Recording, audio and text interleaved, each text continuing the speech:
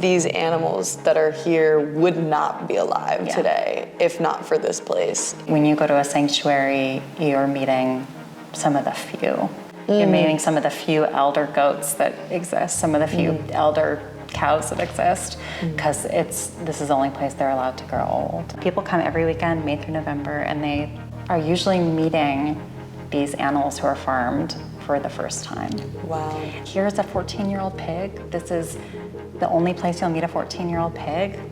They are killed at 6 months old on industrial farms, and people are like, what are you talking about? And it's like, well, yeah, let's talk about the story. So I feel like it's a very disarming way of inviting people in as allies. People coming in with like a positive or neutral attitude about the farming of animals usually leave with actually a negative opinion about it.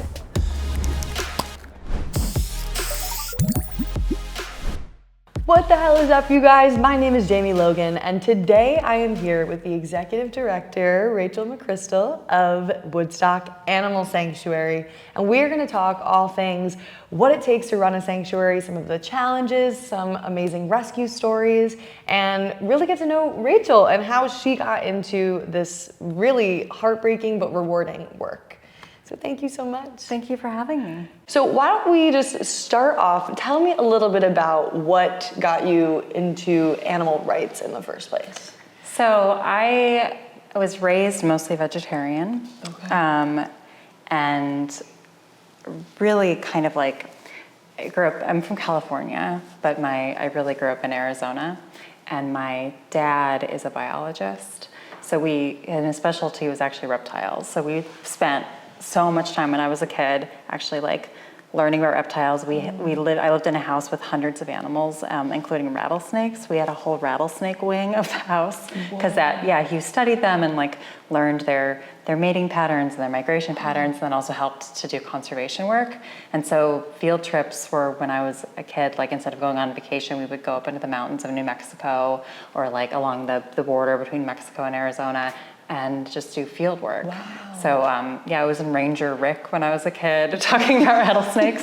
So I think and then we always rescued dogs and, assorted other animals. And so I kind of grew up with kind of immersed in the conservation aspect and looking at animals, especially reptiles and amphibians, animals that people normally didn't care about or outright vilified, and was kind of surrounded by a lot of people that saw them differently and cared about them and were devoted to them. So really like kind of outdoorsy, high desert childhood, and became fully vegetarian once I put the connection together about eating animals when I was 12, and then 10 years later became vegan. But I've been like that early like love and exposure to animals very quickly became a like activism. I mean, I was protesting rodeos because again, Arizona, there's rodeo vacation instead of spring vacation.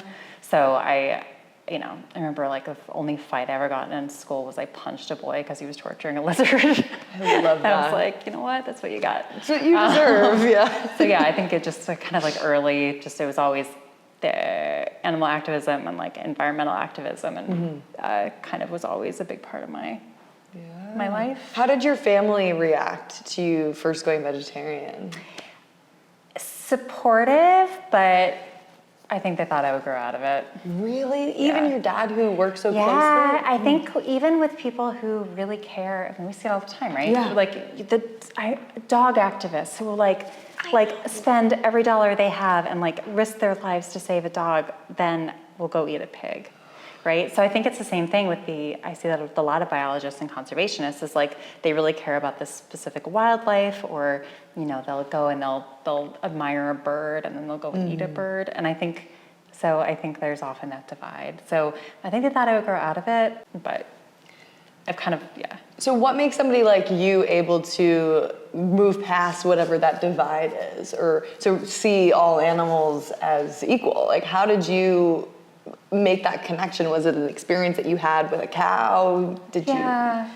I think it was children's books. I think especially because I grew up in the 80s, and so there wasn't a lot of other media that was showing the lives of animals, especially farmed animals. But my favorite book from when I was like 3 or 4 was Charlotte's Web. I tried to convince my mother to change my name to Fern when I was 5 or 6. I was like, Rachel's out, Fern is it. Yeah. And so I think that there are so many stories of the individuality and the personhood of animals. Like Watership Down is another big one of like this, which is about rabbits. And so I think just like being a really kind of quiet kid who really connected with animals more than people, and then also just like a big reader. I was just sort of like exploring all these different worlds, and I think with that comes empathy, and I think that's a common way in for a lot of people as young activists. Absolutely. I think that we're not up against people's nature. Like, I think we as human beings are naturally empathetic, and you see that with children, but we're up against habit. And deep social conditioning. And so trying to reverse that, you're allowing people at the sanctuary to come here to meet the animals, to spend time with them, and to kind of unlearn everything that they once knew or thought they knew. And it's about opening that empathy that I agree with you. I think we're an empathetic, like we wouldn't have evolved to be the humans that we are without the ability to be empathetic and to care about others in our community. And so the barrier is really, how do we include non-human animals in that community of care? And so whether that's farmed animals or whether that's, knowing that when you cut down an oak tree in your backyard because you don't want it, the shade on your house, that you're destroying a whole ecosystem and a whole life and all these other lives. So how do you bring other species into that community of care? And I think that's what I love about sanctuary work is it demonstrates that in the way that we can. And I think that's incredibly powerful. And I think for a lot of people, it's the first time they see that demonstrated. Right. So you make the connection with the animals. You are actively protesting different issues that have to do with animal rights. And then you actually turn it into a career. And I think there's a lot of activists that want to be able to do animal rights work full time. So talk to me about when you got into your first role in the vegan and animal rights world. So I'm like a queer, social justice minded person. So I've done activism in like a lot of different spaces, and was very lucky that I, in college, got a job working for a feminist literary press that was also a nonprofit. So we published a lot of like queer and like lesbian separatist poets, and just kind of gave me a little bit of a insight into like how to like nonprofit work. And I also have done journalism. So I was kind of just doing a variety of stuff. And I think the biggest thing that just kept calling me was that, okay, I'm learning all this stuff, and what is the thing I really, really care about? And so I had been worked my way through college, doing nonprofit work, doing ballroom dancing, doing journalism, doing like this variety of stuff. And then I moved to Philadelphia, and I got like an entry-level position at the Pennsylvania SPCA, which is a very large humane law enforcement organization. At the time, also, it had the animal control contract, so it was running an open access shelter as well, and I was just sort of like thrown into it. So for me, it was just sort of like, I had this, like, I really liked nonprofit work, I really liked activism, and then I was like, oh, I want to like jump into this, and it wasn't always the best experience at that level, but I don't know, it's just sort of like saying yes to things and just being open to exploring. I think also taking the experiences that you learned in college and for your writing skills and being part of this feminist group, and then applying it to whatever role that you do in the future is so important. So being at an open access and open admission shelter, you see a lot of probably really wild cases of dogs that come in, whether it's severe fear or behavioral problems or abuse. And so how do you handle seeing that? I mean, even now, working in the role that you're in now, how do you keep yourself healthy? I don't know if I could do a job at a very large, like, open shelter again. I think I was so young, and like really just driven to make a difference. And I feel like I did make a difference. Like I helped start a TNR clinic, and built a dog. We were in like North Philadelphia, a really old industrial area, and we'd take the dogs outside and there was nowhere to walk. So I built a dog park for them and like did a lot of program activism. And I feel like I did a lot of good, but it was really awful. Like I still like can picture the dogs that we lost, and not the ones that like came in. And I still feel that now is like the animals that come in with severe abuse that you are able to like get a happy ending for, that's like a process. But the dogs that I connected with who then were just killed because of space or like not enough homes or they returned multiple times, like I can still picture them. So what's funny though is that was when I became a vegan, because I had been vegetarian and then like not really thought about it very much any further. And I was like 24, 25 at the time, and I was just like dealing with kind of all of it, like realizing the massive amounts of suffering. And I was learning a little bit more about the insurmountable suffering that farmed animals go through. And I was like, oh no. So it was a way, I feel like making that final step and going vegan, it was a way of saying, okay, I'm seeing all the suffering, I'm gonna try to limit the harm that I'm personally causing, which is probably part of how I was dealing with it. Yeah. But I don't know if I don't know if I could handle it like the way I did at the time, because It's so interesting too that these people that are working in these shelters and in just animal rights spaces in general, they're really doing God's work, and then they're vilified for it. It's a really hard job. I know. I think activists mean well, and they're so limited by budgets and what the city or municipality pays them. Oftentimes, the shelters end up just being in these old industrial spaces where like they're not proper shelters, and they usually are doing their best. And of course, like sometimes you get people that aren't, and you have to hold them accountable. But like these people are underpaid, and they're just like trying their best. And I think the more we can do as activists, especially vegans, I have a issue with a lot of vegans actually not being willing to do hands-on animal care work, and not being willing to kind of say like, okay, rescuing an individual life matters. The more that we can do that direct action of going and volunteering at a shelter, fostering a dog, taking home a cat, it really, really helps, because those jobs are hard, and the volunteers that go every day and help are just like so wonderful. And it's a way of like really doing amazing direct action work in your own community and helping out. It didn't make me a forever pit bull fan though. I will say that's like, I think people who work in shelters, especially in the Northeast, it's like shelter dogs are pit bulls. It's like they're pit bulls and chihuahuas.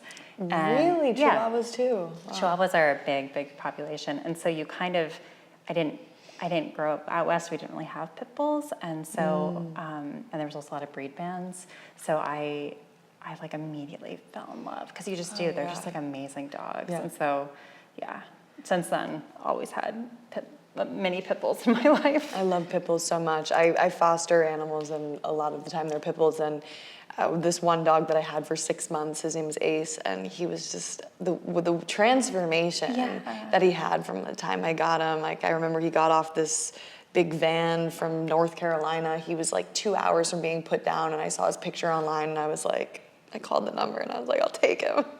And the lady was like putting me through. She's like, are you sure? He's got behavioral issues. He's like, this, I he's don't that. care. I was like, bring the dog here. I don't care, whatever it takes. So he gets off this van, and he was way bigger than I thought he was going to be. And he did not like other doggies. And I live in the New York City, and so I had to, muzzle him, because if I, God forbid, let go of the leash, he would kill another dog, kind of thing. But then after like a few weeks, he really acclimated. And anyway, they're very resilient, and I love that you did that, because I just think that's exactly that's hands-on work that really makes a big difference. Well, what is veganism to you? Because I think that there's this misconception that people think it's a diet and doesn't have anything to do with animals. Yeah. And then they're like, oh, well, I was vegan, or I'm vegan on the weekends. And so maybe define veganism for our audience. So for me, it means to the best of your ability, which doesn't mean vegan on the weekends, to the best of your ability, opting out of the systems of oppression that are harming animals. So that means not eating them, not supporting industries that, to the best of your ability, that test on them, that exploit them. That means not going to petting zoos, just being able to say, like, we are surrounded by these systems that are harming and oppressing and farming and killing these sentient beings, and opting out. So that's what it means for me. So of course, a plant-based diet is a big part of it. It's the number one thing that we can do, like, on a daily basis. We're making that choice many times a day. But there's also, like, the impacts of, like, the clothes you wear, and I think you can take that out. I think one thing that I've really thought about more and more as I've gotten older and learned more is also just, like, the impacts on non-human animals of all your consumer choices, and how to limit that, and which ultimately means limiting consumerism in general is the only kind of ethical pathway to follow.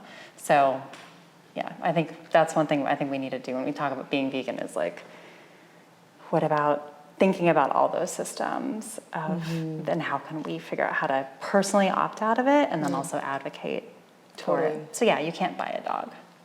No, it's frustrating too, because I have friends that I've known for many years, and then they go and they buy a dog, and I'm like, I just cannot look at you the same. It's like our values aren't aligned, and you kind of know the truth because we're close, And also I feel like with that, it's like we have had PSAs for 40 years about dog adoption. So it's like, come on.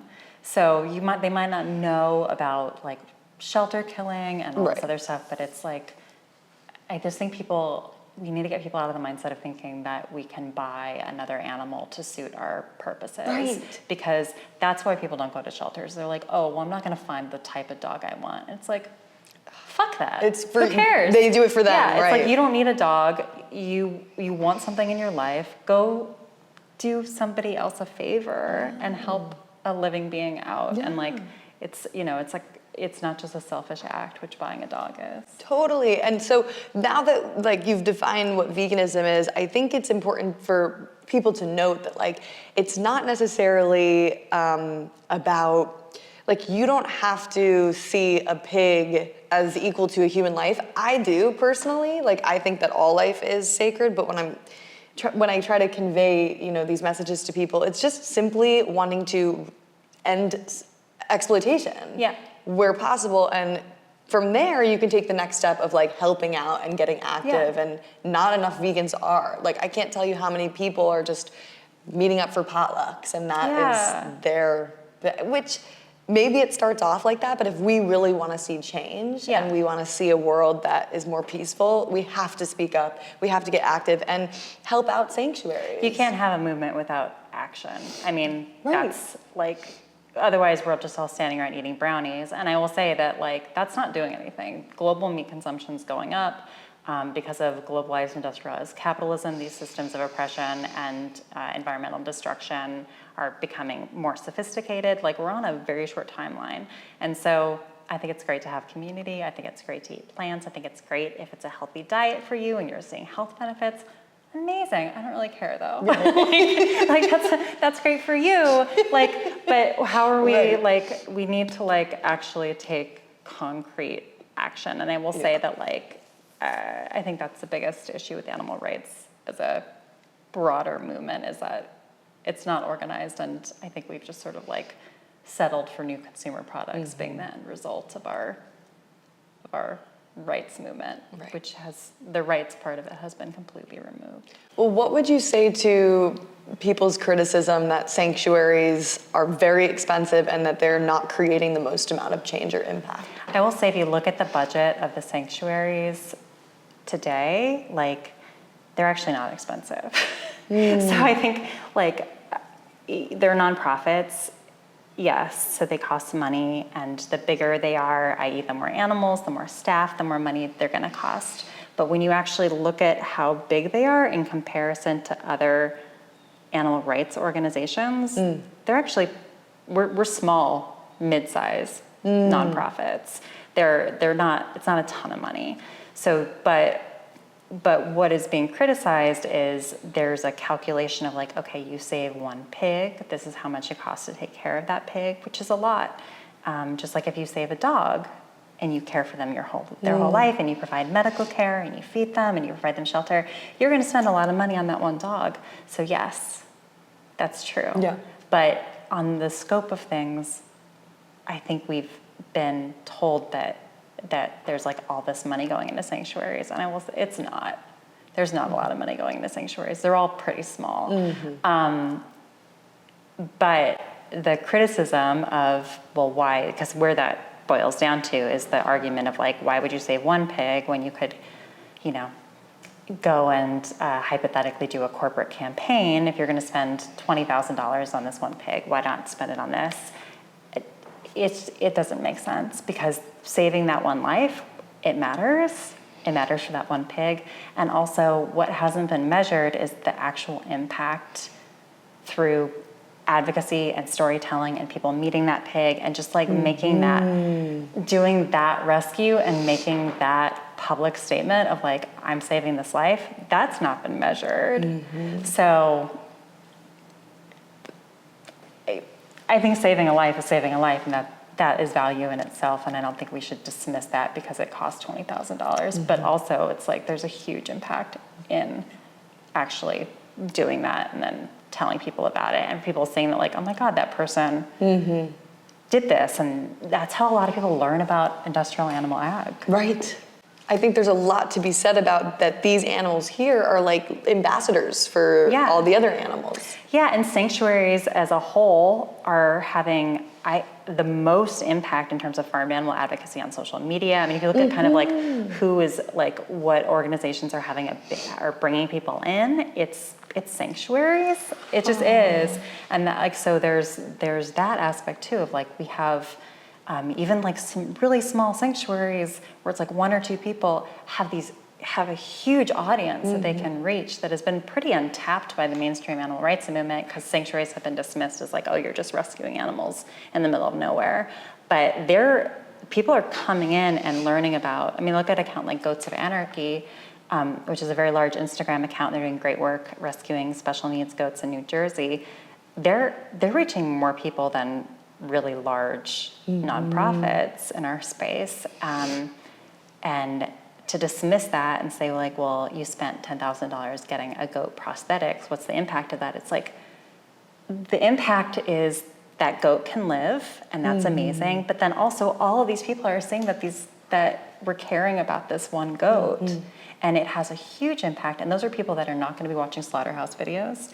They're not going to be tuning into other stuff. They're going to follow the story of that one goat, and that is a transformative experience. It's totally another way to reach that crowd in a very positive way. And before I was vegan, I'm sure that if I would have gotten a chance to spend time with these animals, I would have connected things so much sooner. Totally, or watching a rescue video. Like if you're not vegan, we've done a lot of, when we're doing campaigns here, we kind of test things with people that aren't in the movement or aren't vegan or not animal lovers, and they all are not going to click on slaughterhouse footage, and they're not going to click on informational stuff. They usually don't want to know. But if you're like, hey, this sheep ran from a slaughterhouse and here's her story, and like, let's talk about her friends and like her life now, and like people really engage with it. They stay on those videos, they take action based on those videos, they sign petitions based on that action, and like they get to know that one individual either in person or just like through storytelling online or by email. I think it has this huge impact that has been pretty unacknowledged in our movement. Totally. So you guys have tours that you do here. You have an internship program. You have volunteers. Tell me about what somebody could expect if they were to come on a tour or even stay here, because you have a lodge. Yeah, so we're open a lot of the year. Right now it's really cold. And so we're closed for tours, and we will be until May. But people come every weekend, May through November, and they take a tour with one of our humane educators. They're meeting animals, and it's very not a petting zoo experience. So they really are. We always tell people you're coming into their space. Right. But we do a dual purpose of allowing people to connect to these individuals, but then also telling the story of animal ag and farming through their experience. So it's not just being told this is what happens to chickens on farms. It's saying, hey, this is pigeon. Let's talk about what happened to pigeon and how that is what happens to chickens on farms. So it's a really rewarding thing. We've got a ton of families, we've got a ton of kids, we do kid-specific tours, and people are usually meeting these animals who are farmed for the first time. Wow. And I think that says a lot, that like most people have never met one of these animals, or if they have, it's been sort of like in the constraints of a farmed situation or a highly exploitative situation, like at a fair or a petting zoo. And so just being able to like see like, okay, no, this is like a housing set up for a senior pig. This is all the work we're doing to keep them comfortable. This is, they're in the woods because that's what they like, not on pasture, and actually being able to create an environment that like shows that TLC is really disarming for people. And they, when we do surveys after, the attitudes about farming in general shift dramatically. Wow. So people coming in with like a positive or neutral attitude about the farming of animals usually leave with actually a negative opinion about it, which is huge. Yeah, absolutely. And then you can only imagine what actions they take throughout their lives. Exactly. More plant-based alternatives, of course. And it's about education, right? Yes. Like the goal is not to like hit people over the head and say, oh my God, you're a monster, you have to go vegan. It's like, you don't know this because you've been intentionally not told this. So, and here's a 14-year-old pig. This is the only place you'll meet a 14-year-old pig. They are killed at 6 months old on industrial farms, and people are like, what are you talking about? And it's like, well, yeah, let's talk about the story. So I feel like it's a very disarming way of inviting people in as allies and inviting them to like be as part of our community and to get to know these residents, these animals here, and then they know more. And I think that's huge. Yeah, and then that's a ripple effect where then they speak to their friends, their family, maybe they bring them here. So what are some of the rescue stories that take place here and that you tell people about on these tours? So we have over 300 animals here now, and they're basically anyone who is here who was rescued from farming. So that's everything from ducks to cows in terms of size. You met Woody. So Woody is one of our giant Holstein boys. So Holsteins are the black and white cows that when people think of a dairy cow, that's who they picture. And the number one thing that people say when they meet Woody is, how is he so big? And that's because nobody ever sees those Holstein boys grown up. So when we picture a dairy cow, you're picturing the moms, the girls, and who are pretty small, and the boys are like twice as big. And so Woody came from an upstate New York farm where they had thousands of cows, and every spring there were 15 babies born every day. Oh no. And at the end of the girls are kept on the farm and they're bottle fed to replace their moms when their moms are no longer useful. And the boys are just taken away from their moms immediately, and they're put in a pen. Every week, all those boys are put into a pen, and at the end of the week, they actually send them to an auction. And in the meantime, if you're being sent to auction on Saturday and you're born on a Monday, you're probably dead. Because they're worthless. They're not worth anything. Like, it actually costs them more money to send them to auction than they're gonna get at the auction. So I had actually was connected to somebody who was working on the farm, and her job was to bottle feed the baby girls. And she said that every week she would avoid looking at the baby boys in the pen. She knew what was happening to them, and she knew that they were like starving and dying, and that they were just going to be sold for cheap cat food. And she just couldn't look at them. But one day she made eye contact with a sick baby boy, and took him home.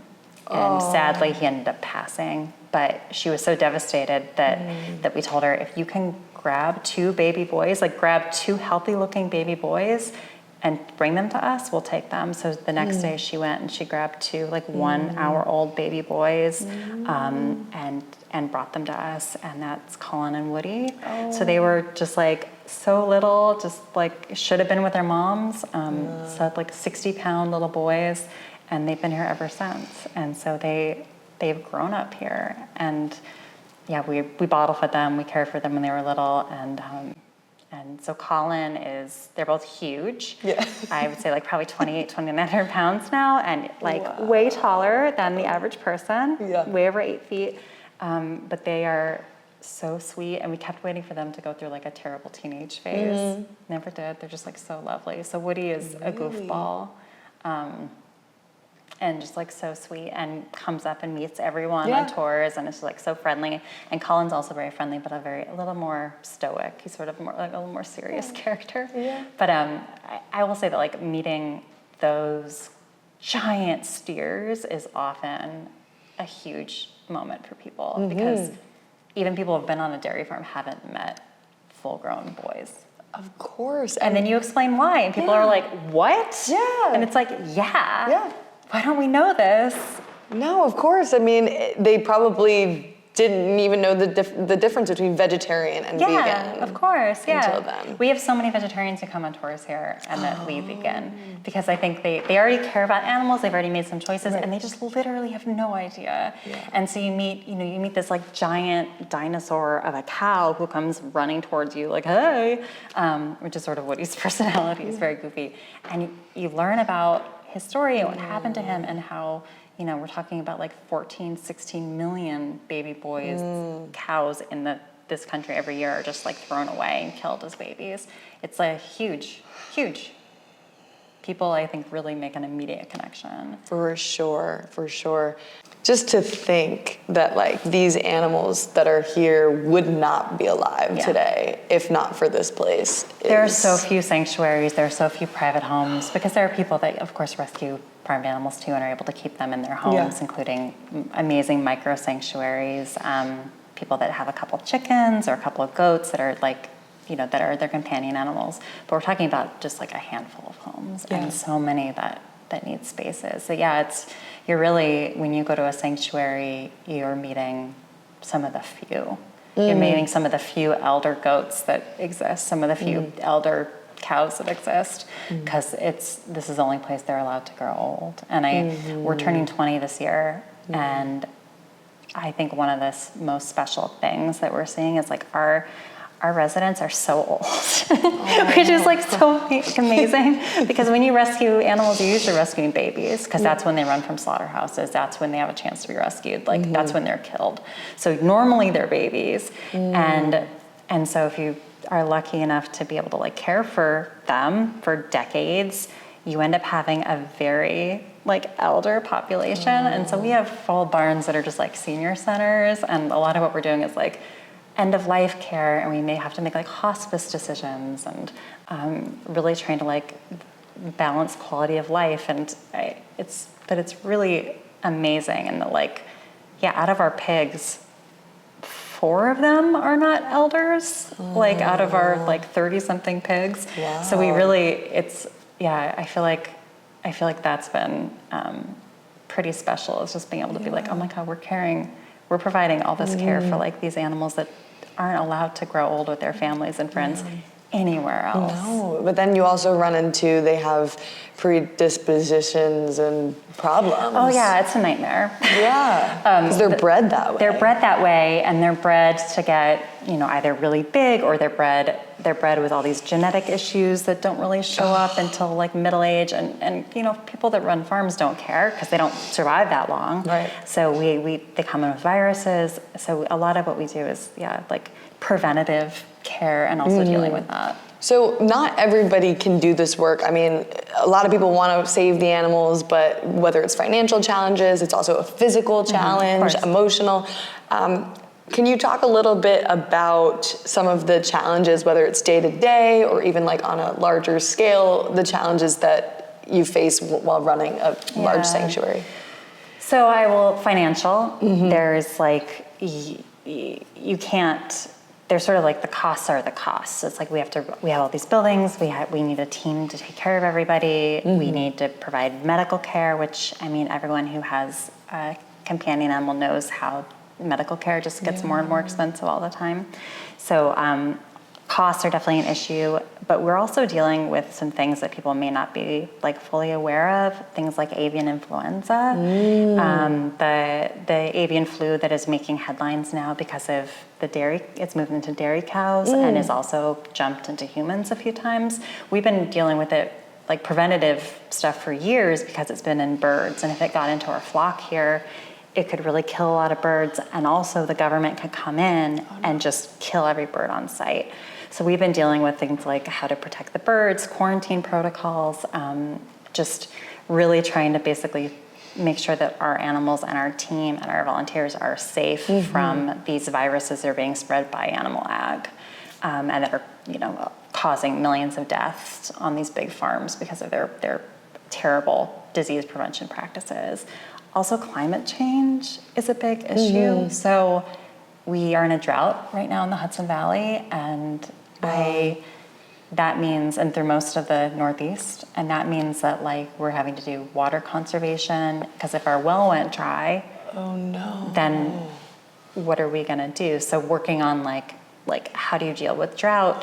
There's wildfires in the Catskills for the first time in a very long time. So how do you deal with things like wildfire risk and evacuation protocols? And so I think that's like anything that you would have to deal with on an infrastructure level is massive. It's writ large because there's 130 acres, 300 residents, all these humans that you have to deal with. And so, like anything to do with climate change hits sanctuaries really hard. Our friends out on the West Coast have been dealing with that for years, like evacuating sanctuaries from wildfires, and any climate issues are being seen and felt on a day-to-day basis for people doing sanctuary work. Well, it's like when in doubt, blame animal ag. I mean, disease outbreak, climate change. Yeah, exactly. It's like you guys are rescuing all the animals from animal ag and having to deal with all the issues that they created. Yeah, exactly. It's like, you're really seeing it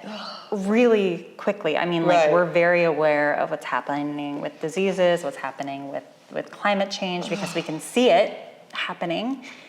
Even something like when the droughts hit or there's lots of deforestation, we see more wildlife coming into our space, and we do a lot of conservation work, so there's lots of wildlife here all the time. But we'll see some like predator type animals that we haven't seen in a while coming through because they're desperate because there's deforestation. And so I really feel like this little pocket that we sit on, we're really able to observe a lot about the harm that humans are causing on the environment in general. And then, I swear, I always joke, if I die of pig flu, I'm gonna be so mad. Because like all the work that we're doing to stop animal ag, and they just let diseases run rampant. I really wish the average person could see how sick animals are when you rescue them. Yes. Because we have to do full ISO, like suited up quarantine protocol, and we do it because everyone who comes in is sick. And people are eating that. Yeah, we've never taken in an animal who doesn't have at least like E. coli, if not like all these other things. Parasites, so, like, worms. Parasites, bacteria, viruses. I mean, like we do a really serious 30-day quarantine for everybody because they're all sick. They're all sick babies who come in, and these are the animals that are like crammed into these tight environments, and it's a breeding ground for disease. It really is. And I just can't imagine that anyone would be okay eating that and contributing to that and causing that suffering if they knew about it. And so you see them come in like that, and then they make a complete transformation. Yeah. So you talked a little bit about Woody. Is there another animal that comes to mind that you're like, this story is just mind-blowing? Yeah, so we rescued a beautiful sheep named Nicole this spring, and she was on a backyard, like humane, very small farm, quote unquote, all those like buzzwords. And it was really awful. She had multiple babies over the years. They were using her as a breeder sheep, and the babies kept dying. And so they would just impregnate her again intentionally, and she would have babies, and sheep usually have 2 babies, so she would have her twins, and then the babies would die.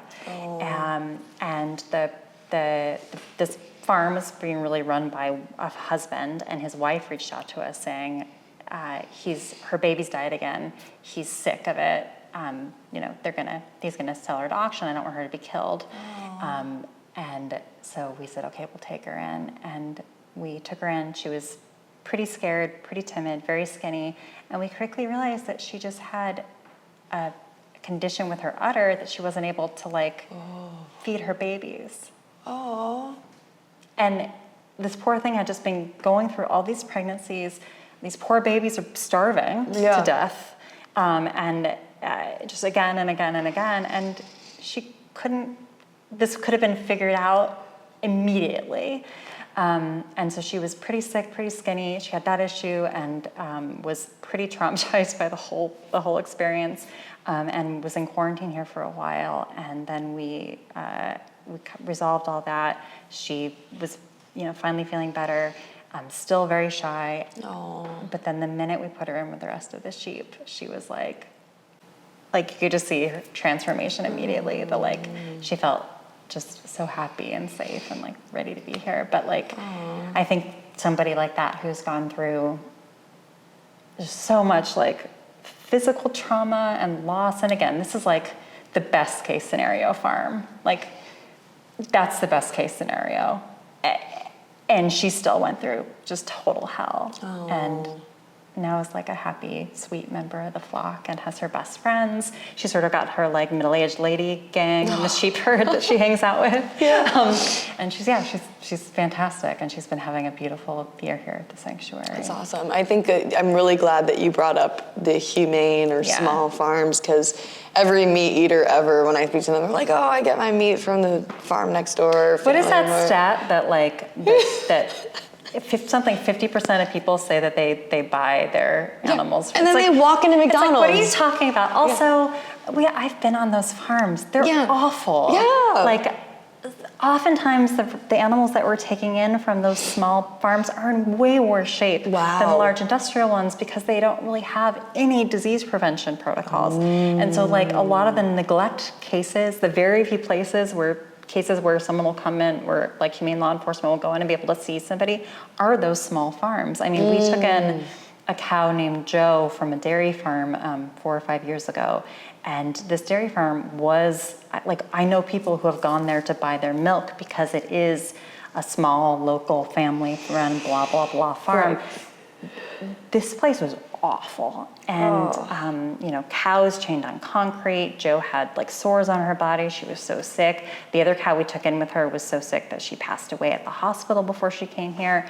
They're still taking their babies from them. They were chaining to keep the moms lactating. They would take their babies from them and then chain them on the other side of the barn, and the moms were on the far side. So you had the babies chained up and the moms chained up, but because the moms could hear their babies cry, they would lactate more. Oh no. And so that was the local dairy farm. And I'm not even saying those people were bad. They weren't trying to do harm. This person actually did care about Joe and surrendered her to us, which was an act of real love, I think, in her mind. But the things that you have to do to produce animals in this way to make this profit are just awful. And they're not better on small farms. No, they're just not. There's no right way to do the wrong thing. And I think by people saying, oh, I go to the smaller farm, that it shows that we have empathy. Yeah. And it shows that we have compassion for animals, and we can recognize their ability to suffer and feel for them, right? So when somebody tells me that, it's actually a good sign that oh, okay, wait, this person actually might care. Let me see, once you know the truth about what actually happens in this situation, maybe you will not go there anymore. Yeah. You know what's funny is I've had the opposite experience. Oh, really? I've had that, so vegetarians are easy because vegetarians have already made some choices. They're already I get it. And then you just have to be a couple things. And they're oh, no, I get it now. But when I talk to people, either like talking to them or coming on tours, and they have no idea what happens on farms, they don't have any built-in defenses. So they're just coming in being like, wait, what happens? What are you talking about? I never knew that. But so many times people that are like really thinking like, no, I have researched and I'm only buying my cow flesh from this one place, and I like, they come in with this like I have looked into it and I know better, and you're telling me information, but I also have information.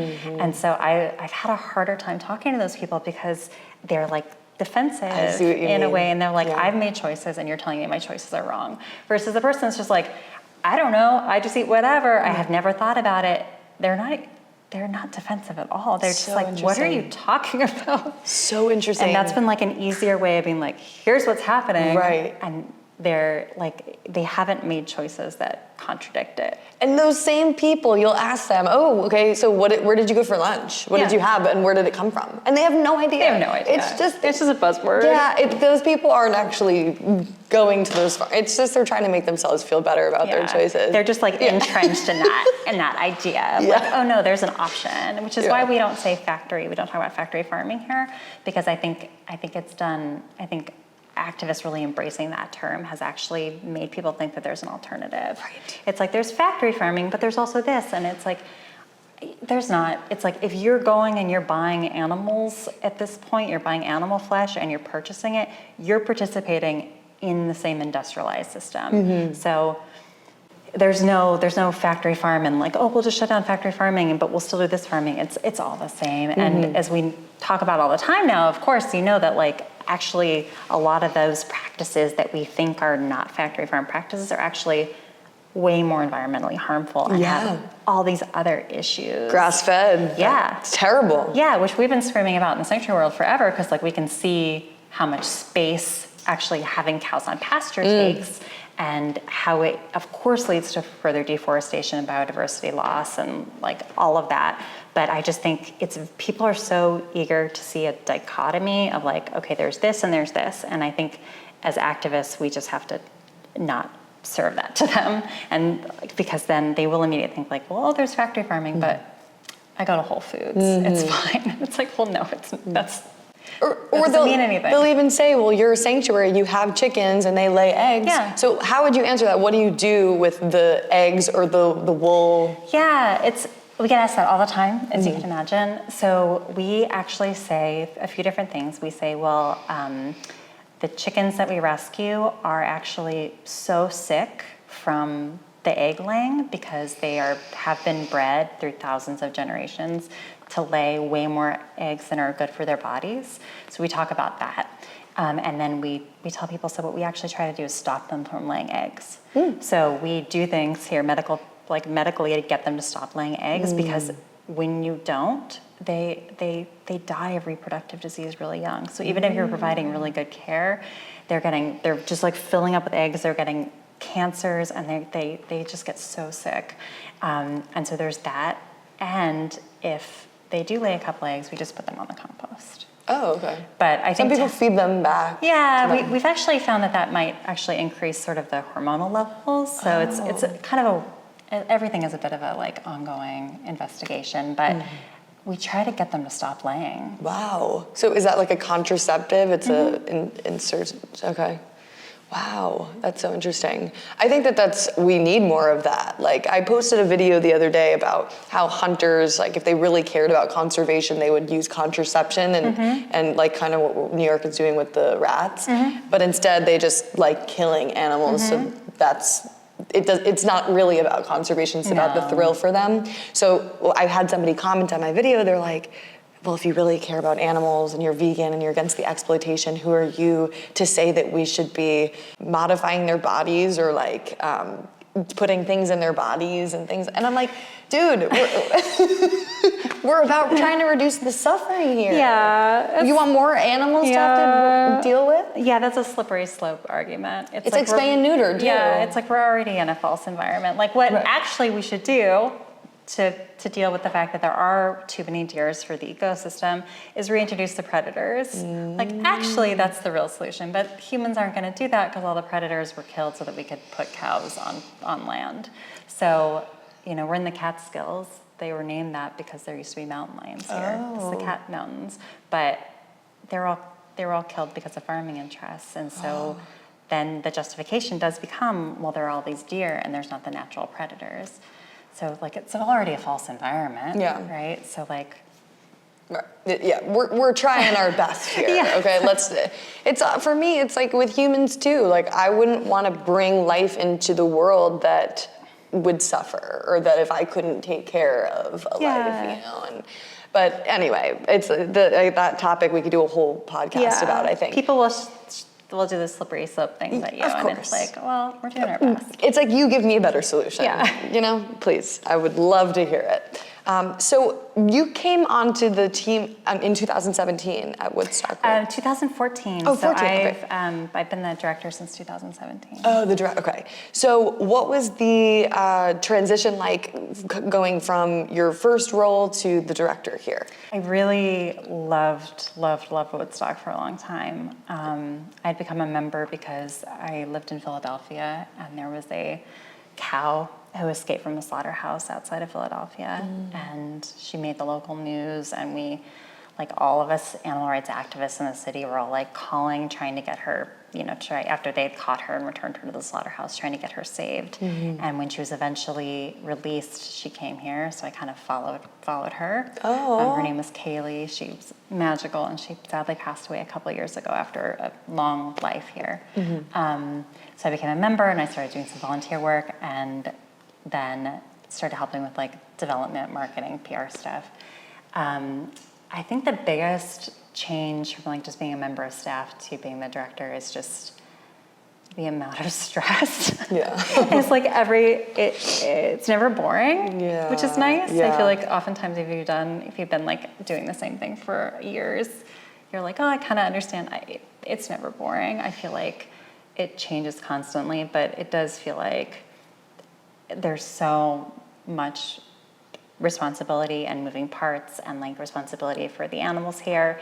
The animals who aren't here, we have responsibility for too. I mean, we're just getting calls every day from animals who need homes desperately, and so trying to, like, help them out. That's been, like, it's very stressful, like, trying to balance all of that. How do you decide who you take in?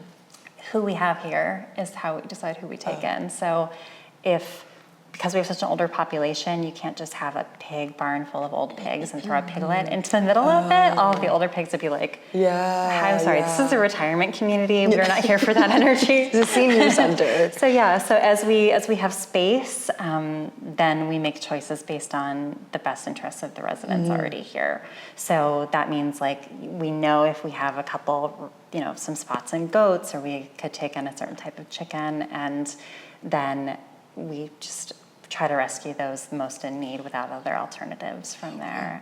And if we can't take somebody, there's a really great network of sanctuaries and private rescues that we try to help as many as possible, even if they don't come here ultimately. So you have such a great team, and I'm so glad to be connected with Ricky and Kat, and that's kind of when we connected on social media. I wanted to pay a tribute to Lindsay, the vet. She was a really dear friend of mine, and we did a lot of activism together. Can you just, like, share a few words? Yeah, I didn't know that. Lindsay was an amazing, amazing activist who we lost this year, and a long-time team member. She actually went vegan on a tour here. I didn't know that. Yeah. And then she was a vet, and went vegan on a tour here, and then we got this email for a caregiving job, and she basically in her cover letter said, it was like, I know I'm a vet, but I really want to come and be a caregiver. And we were like, are you sure? You're way overqualified for this role. And she was a full-time caregiver for a few years, and then has since transitioned, became a vet full-time, but still stayed on as, like, our in-house vet, and helped, like, allowed us to provide care.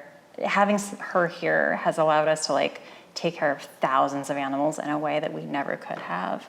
And one of the things I love most about Lindsay, besides her laugh, which is just like, I'm gonna remember that giggle forever, is and the fact that she was just the most joyous person I think I've ever met. I mean, you could be like covered in chicken poop and just like in the worst mood, and Lindsay would just be like, hey, this is great. And just like I don't know how you're joyful. We're covered in poop and it's cold, and she'd just be like, she's always up for anything. I mean, she really was. I mean, she and her beautiful son Avery went on a road trip a handful of years ago to pick up an old goat named Buddy, who had was a companion of this gentleman, and the gentleman died, and his family couldn't take care of him, and so we wanted to take him in, and he was like a 12-year-old beautiful goat. But he was down south, and Lindsay was like, I'll go on a road trip. So she and her little kiddo just went down there, and they did a road trip with Buddy the goat, which honestly is so adorable. And she just was like, I'll clear my schedule. I mean, again, she was working full-time at a vet's practice at this time. She's like, I'll clear my schedule. I'll go on a goat road trip. I mean, she would just show up. Yeah, she would just show up. And I think that's, since she passed this year, and I've been talking to people about her, that's the thing I keep hearing from people is, I was hearing from an actress named Tiffany in Philadelphia that she had, Tiffany had rescued a dog a year or two ago. I rescued a dog, took her home, and then it was the middle of the night, and the dog just began giving birth in her apartment in Philadelphia. And she called Lindsay, and Lindsay basically walked her through how to deliver puppies. Just like there for everyone. She was there for me too. I mean, my dog's 14 plus years old, and a year ago she was like, we thought we were gonna have to put her down. She was like not eating. Her cough, she had like some weird cough going on. It's a heart condition. It's a late stage heart disease. And I flew out to Florida to where she lives at my mom's house. And we were like, we think it's time. And I called Lindsay. I was like, do you think there's anything else we can do? And she's like, have you tried these 2 medicines? And it was Vetmedin and I think Lasix is what she's on. She's still alive today. That's amazing. Yeah. Another year of her living and a quality life. Like she's eating, she's running around. It's amazing. Yeah. So just think little things like that. And I met Lindsay actually at a slaughterhouse vigil. Her and her son Avery would go every other week, which I would too throughout when I was in college. And it would be 5 a.m. and they were there. Both of them. No, she showed up. Very she was dedicated. Just a beautiful person in every way, and was just like such a presence here at the sanctuary for years. Yeah, such a loss. We really have to check in on each other as activists, because I think this kind of work that we do, it can be very emotionally draining. And while we all have each other, it's like 98% of the world is not yet there. So it can definitely feel a little overwhelming, to say the least. So as we begin to wrap things up, I just wanted to ask your advice on, like, let's say somebody comes across an opportunity where they can rescue an animal. Maybe we talk wildlife and then we talk farmed animal. What is like one of the first things that they should do? Like I've heard do not give a bird water, for example, which is crazy, you'd think. I would say stop. Stop and think for a second. The wildlife thing, definitely the first thing to do is immediately reach out to someone who knows what they're doing. So if you see hurt deer or baby bird or anybody who you're like, oh, this seems like something I need to intervene in, you can go to your state DEC list of wildlife rehabbers. They have their phone numbers, and you just text. You start texting photos of what's happening to as many of those rehabbers as you can, and get immediate advice. Oh, wow. Oftentimes with wildlife, people intercede when they shouldn't, and end up actually taking a baby deer from their mom because they think they're abandoned, or taking a baby bird, or feeding a bird when they shouldn't, because those rehabbers know what they're doing, and they'll tell you exactly what to do, and like where, if you should intervene, what to do. There's a way to know, I think, with deers too, like their ears will be able to tell if they haven't had milk. Dehydrated, yeah, because mama deer, the deers are a great example, because mama deer actually leave their babies intentionally for a large part of the day. We actually have deer every year who leave their babies in with one of our goat pastures. So you'll just see, the goats are like, it's fine. So you'll see these baby deer just hanging out in the goat pasture, and the moms come back, but they leave them intentionally to keep them safe from predators. And baby birds, the same thing. They go through a phase where to you, it might look like they're in distress, but to they're actually just like, they're learning how to be a bird. And so oftentimes human intervention can cause harm. And so you stop, you look at the situation, assess the immediate danger, like, oh my God, there's a cat coming at this baby bird, then yes, pick up the baby bird and intervene.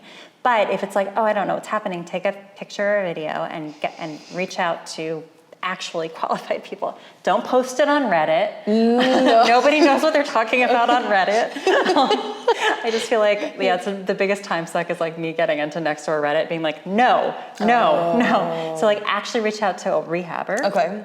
And they'll give you advice. And then once you know that, then you'll find yourself being really able to intervene. Obviously, if you see a farmed animal, that's a domesticated animal. If you see them in a situation where they seem to be distressed, or they're like wandering around, that's a situation where you can intervene. You're not gonna, you see a chicken in the middle of the woods, they don't belong there and they need help. Yeah. And so I think the biggest thing for that is figuring out what you can do, and also knowing that if you rescue an animal and you can't take care of them, and you have tried every sanctuary, you can also reach out to animal control and ask for their advice too, as like a last-ditch effort. Okay. But it's, we hear from a lot of people who really want to rescue farmed animals but haven't thought about where they're going to go. Right. And if it's not like an immediate emergency, like, oh my God, there's this goat in the road and I need help, I would really think through, like, what is the long-term plan? Absolutely. I mean, for me, I'm like, this past week, my friend John, he called me, he goes, I got space for 2 birds, can you get me someone? I said, say less, And the next day I was like, carrying 2 chickens to Long Island. There's so many places. Oh, yeah. I mean, that's the thing, is like, there's so many animals who need. It's never enough. And there's so many opportunities for liberation. Yes, but do not pay for a rescue. You don't have to, please don't. Please. There are so many, we get calls every day. If you have the capacity and ability to care for an animal, I would say, especially if you're up for a house chicken, basically, if you can have a cat, you could rescue a chicken. Yeah. And I wish it was something that people knew more, because they can make amazing companions. And there's chickens that need homes everywhere. There's networks on social media. What is it? Find a chicken placement Facebook. There's the Vegans with Chickens. Vegans with Chickens is a great resource. Adopt a Bird Network. And there's Adopt a Bird Network. Amazing. So there's birds specifically, like we're talking about domesticated pigeons, chickens, ducks, who really need homes that most people could actually provide a decent home for a bird or two. Wow. But you don't have to go buy them. Seriously, there's so many that need homes. If you go on Craigslist, there's people that are getting rid of chickens that are not laying for free all the time. You can go and get your little house chicken. Yeah. And that's always the advice when people are like, talk to us about like wanting to start their own rescue. It's like, go, and there are chickens who need homes. Yeah, there's so many. And Pet Finder is great for if you're looking for dog, cat, bunnies, and you adopt them and not buy them. Well, this has been so informative, and it's been so lovely to sit down, to get to know you and see all the amazing work that you guys are doing here. So thank you. We so appreciate you coming out. And as you've been talking, the sheep have started grazing behind you. Oh my goodness, look at that. They're just have the free range of the so place. they free roam most days, so the sheep herd is just like right behind us in sort of the main space. They're so funny. What a life. I Yeah. mean, listen, if I were a farm animal, this is where I would want to be for me, sure. Me too. It's like all your basic needs are taken care of, you're cared about, and you're also allowed to be who you want to be, and whether that means like you really love people or you don't love people, and you just, they're all living their own little lives, which I think is really special. It is. So if people want to get involved and help, how can they So our do that? website's woodstocksanctuary.org. We need volunteers year round. Oh, wow. We take volunteers 5 days a week, and that's just for like chores here, but then also we do need special event volunteers and activist volunteers as well. So come and like get dirty if you can get dirty, and then we also do a lot of calls to action and activism calls to action on our social media. So if people could follow us on all of our social media channels, you can learn how to get more involved in our campaigns and activism and like our political work as well. Well, thank you guys so much for listening, and thank you for your time. Thank you. Go follow Woodstock Sanctuary on every social platform. You know where to find me. I'm at It's Jamie's Corner. And definitely like this, comment below. We want to hear your thoughts. If you have stories of coming here to Woodstock or you plan on staying here, I definitely plan on staying here at the Gray Barn. It's so awesome to see it in action. There's people here now. It's a great way of coming, and you can actually spend a day or two and you get to just walk around the sanctuary, and it's the best way of just sort of like getting to know everybody, and then you get a good vegan breakfast too, which is very fun. I'm sold. Well, guys, I will see you around. Until next time, be vegan always. Goodbye.